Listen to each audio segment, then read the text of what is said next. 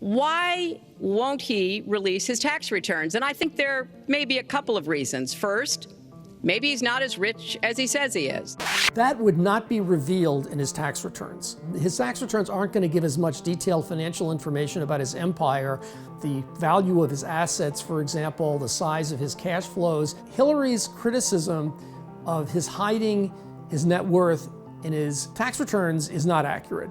You cannot figure it out from his tax returns because he probably pays no income tax. Second, maybe he's not as charitable as he claims to be. So there's no hard evidence out there that Trump has given any money to charity for many, many years. Clearly, if he did release his tax returns, Hillary Clinton is correct. He would have to show how much money he's giving annually to charity. You could track it over several years. You could add it all up, and it may be zero. Anyone who's in a zero tax bracket doesn't get any tax advantage out of giving money to charity, and that may be Trump's situation. Third, we don't know all of his business dealings, but we have been told through investigative reporting that he owes about $650 million to Wall Street and foreign banks. This is a weak point. Donald Trump has more than $700 million in debt. By my estimations, which I've written about in previous stories, he has about $1 billion in debt.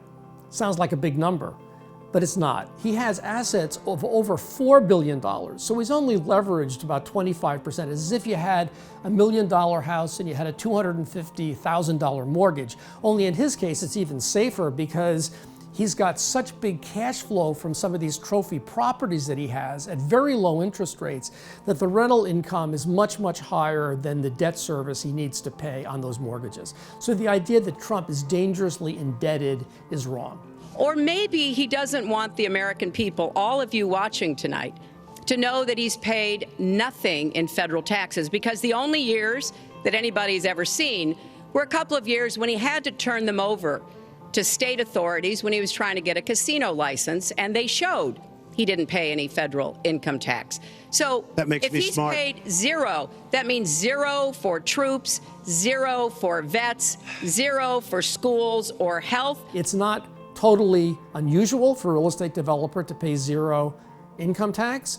Some of it reflects big investments that are made up front that cause lots of depreciation in the early years. However, for most people who pay a lot of tax, the idea that he is not supporting our military, he's not paying anything toward the school system, he's not paying anything toward the overhead of the US government, and we're picking up the tab for him, is a powerful argument. I think people just don't understand why someone who's worth $10 billion pays no tax.